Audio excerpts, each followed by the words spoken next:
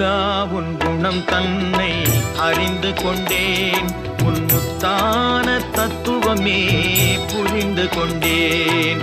முருகா உன் குணம் தன்னை அறிந்து கொண்டேன், உன் முத்தான தத்துவமே புரிந்து கொண்டேன்.